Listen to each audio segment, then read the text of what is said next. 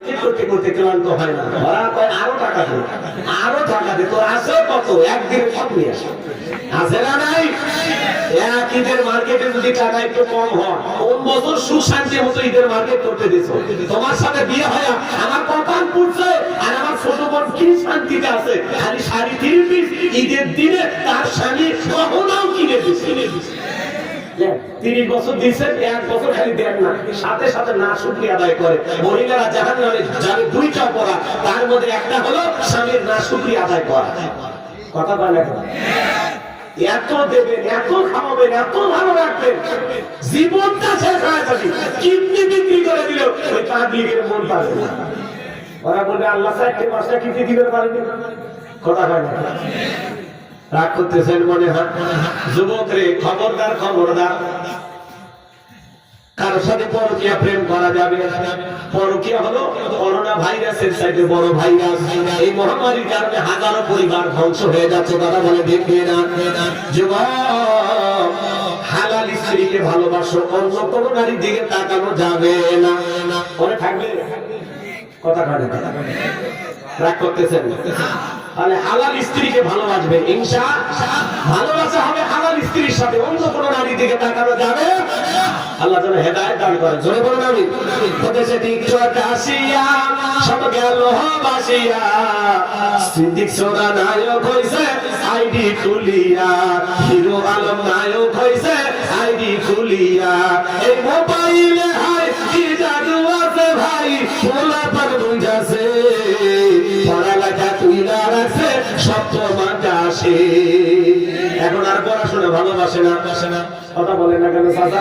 অনেক কথা আছে, আর বলার সুযোগ পাবো না, আপনাদেরকে কষ্ট দিতে চাই না। তাহলে যুবকরে, নিজের যৌবন কালটা ইবাদত করতে হবে। কার যৌবন কালে বেশি বেশি রুকু সিজদা করবা, নামাজ আদায় করবা। যৌবন কালের সময়টা আল্লাহর ইবাদতে কাটাইতে পারলে জীবনটা ধন্য হয়ে যাবে। হযরত আলী রাদিয়াল্লাহু তাআলা বলেন, তোমরা যৌবনে তারকায় গুনাহ করো, একদিন তোমাদের যৌবন থাকবে না, আমল নামায় গুনাহ ঠিকই লেখা থাকবে। তাহলে এই যৌবন কালে ইবাদত করবেন কার? কারা কারা রাজি আছেন? হাত তুলে দেখান। আল্লাহ আমাদের যৌবন কালে বেশি বেশি ইবাদত করার তৌফিক দান করুন। জোরে বলুন আমিন। আর একটু জোরে বলুন আমিন। এইবার মুমিন বান্দার 5 আর 6 নম্বরে গুনাহ বলি, ওয়াল্লাযীনা হুম লিআমানাতিহিম ওয়া আহদিহিম রাউন।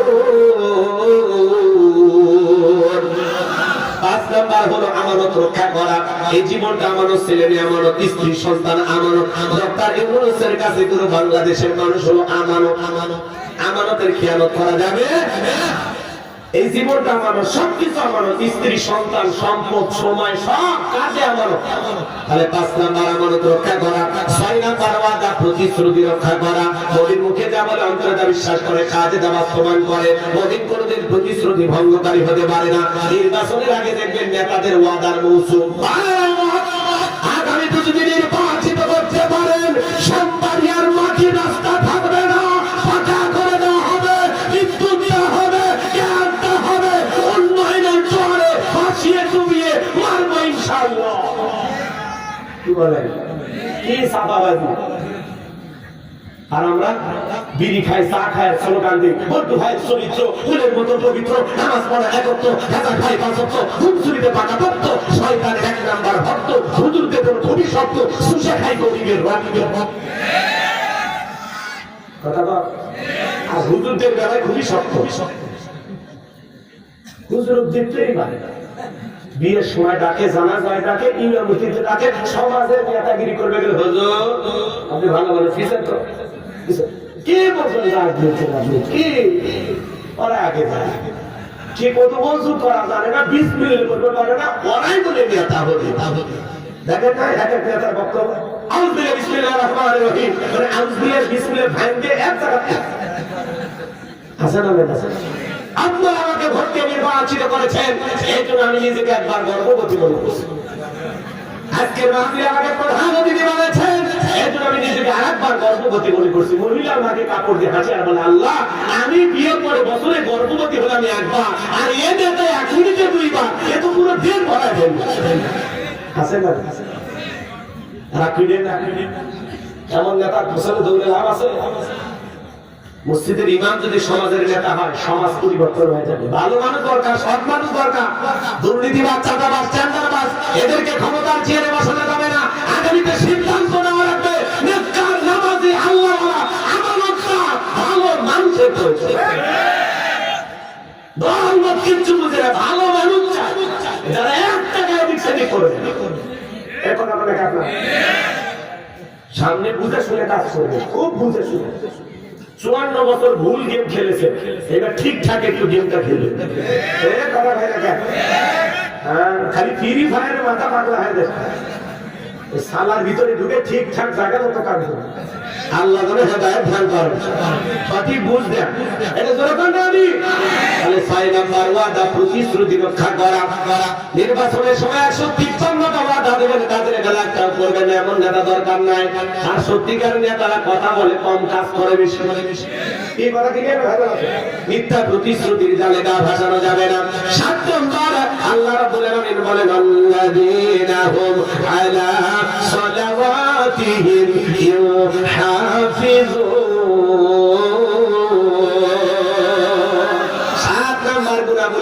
যারা যত্ন সহকারে সালাত আদায় করে, যে আসর পরে মাগরিব পর্যন্ত মসজিদে মন টাঙানো থাকে, মাগরিব পরে এশা পর্যন্ত মন টাঙানো থাকে, যত্ন সহকারে সালাত আদায় করে, নামাজের প্রতি যারা যত্নবান, খুব দায়িত্ব নিয়ে যত্ন সহকারে আল্লাহর ভয়ে নামাজ আদায় করে। শুধু একা নামাজ পড়লে হবে না, স্ত্রী, পরিবার, পরিজন যারা আছে তাদেরকে নামাজি বানানো লাগবে। সূরা তাহরিমের 6 নম্বর আয়াতে আল্লাহ বলেছেন, হে ঈমানদারগণ, হে বিশ্বাসীগণ, নিজেরাও জাহান্নামের আগুন থেকে বাঁচো, তোমার আহল পরিবার, পরিজন যারা আছে তাদেরকেও জাহান্নামের আগুন থেকে বাঁচানোর চেষ্টা করো। একটা পরিবারের 6 জন সদস্য, সবাই যদি নামাজ পড়ে ভালো লাগে না খারাপ লাগে। 4 জন সদস্য, সবাই যদি নামাজ পড়ে ভালো লাগে না খারাপ লাগে। পৃথিবীর সকল বাবা তারা ছেলের হাত ধরে মসজিদে নিয়ে যাবে, যারা সন্তানদের মসজিদ মুখী বানাইতে হবে। ছোট ছোট বাচ্চাদেরকে মসজিদে নিয়ে যাবে। ছোট ছোট বাচ্চা মসজিদে একটু দুষ্টামি করে, দৌড়দৌড়ি করে, ওজুর পানি ঠেলে দেয়, নষ্ট করে, টুপি ধরে টান দেয়, দাড়ি ধরে টান দেয়। অনেক মুরগি আছে বেয়াদবি করে। একটা ভিডিও দেখলাম, কোন দেশের আমি জানি না, ওই দেশে নামাজের পরে ইমাম সাহেব নিজে ছোট ছোট বাচ্চাদেরকে মসজিদের ভেতরে দৌড় দৌড় খেলাইতেছে। বাংলাদেশের কোন ইমাম যদি এই কাজ করতো, আর চাকরির সাথে সাথে কথা বলে চাকরি আপনি নাই, কিসে চাকরি করেন? মসজিদে বাচ্চাদেরকে নিয়ে দৌড়ঝাঁপ করতেছে। কিন্তু আসলে কি, মসজিদের ছোট ছোট বাচ্চারা যাবে, একটু দৌড়াবে, দুষ্টমি করবে, টুপি ধরে দাড়ি ধরে টান দিবে।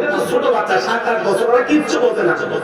ওই লাফালাফি করবেন, আপনি 80 বছরের মুরগি লাফালাফি করবেন, আর আপনি লাফ দিয়ে আপনার হাড় হাড্ডি ঠিক থাকবি, জয়েন্ট খুলে যায়।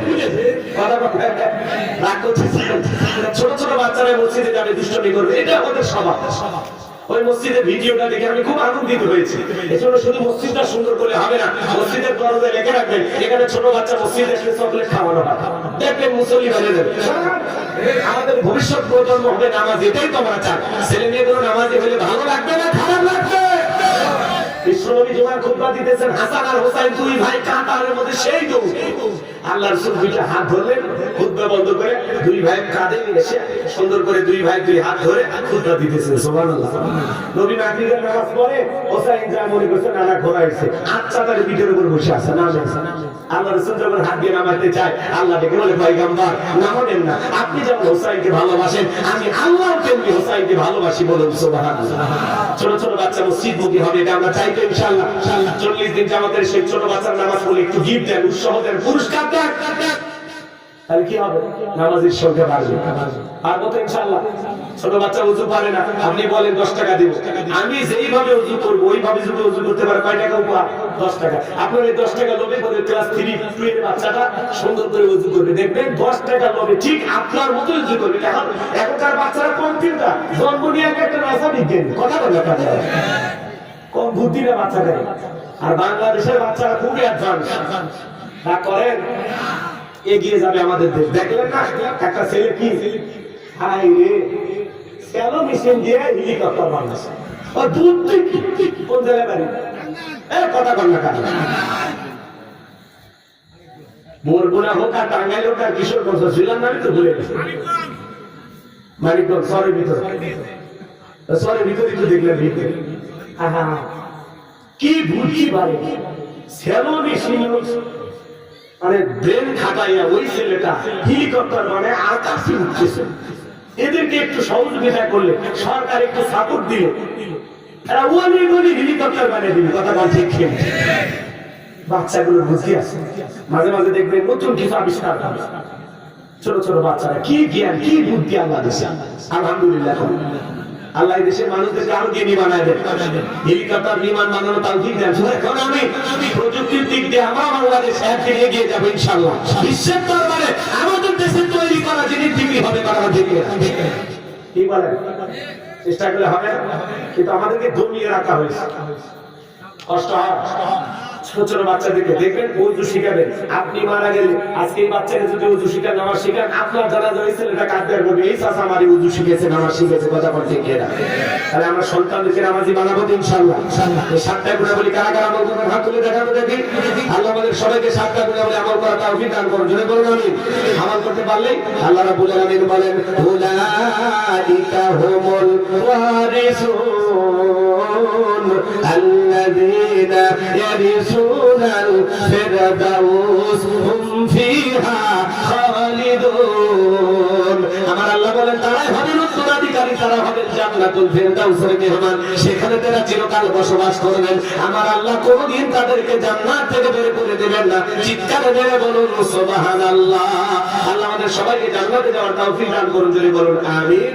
শেষ কথা, এদিক 1 নাম্বার বিনয়ের সহিত নম্রতার সহিত আল্লাহর ভয় নামাজ আদায় করা। 2 নাম্বার জবাবে অনার্থক কথা বলা যাবে না, অনার্থক কাজ করা যাবে না, অনার্থক জিনিস শোনা যাবে না। ভালোটা বলবো, ভালো কাজ করবো, ভালোটা শুনবো।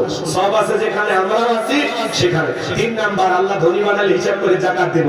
4 নাম্বার যৌবন কালটা আল্লাহর ভয়ে ইবাদতে কাটাবো। যৌবন কালে সকল গুনাহ থেকে নিজেকে বাঁচায় রাখবো। 5 নাম্বার আমানত রক্ষা করব।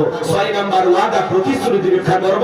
7 নাম্বার যত্ন সহকারে আল্লাহর গোলামি সঠিকভাবে নামাজ আদায় করব। আল্লাহ তৌফিক দান করুন। ওয়া আখিরি দাওয়ানা আলহামদুলিল্লাহি রাব্বিল আলামিন। আসসালামু আলাইকুম ওয়া রাহমাতুল্লাহি ওয়া বারাকাতুহু। সকলে দরুদ ইব্রাহিম পড়ুন। আল্লাহুম্মা সাল্লি আলা মুহাম্মাদ ওয়া আলি মুহাম্মাদ কামা সাল্লাইতা আলা ইব্রাহিম ওয়া আলা আলি ইব্রাহিম ইন্নাকা হামিদুম মাজিদ।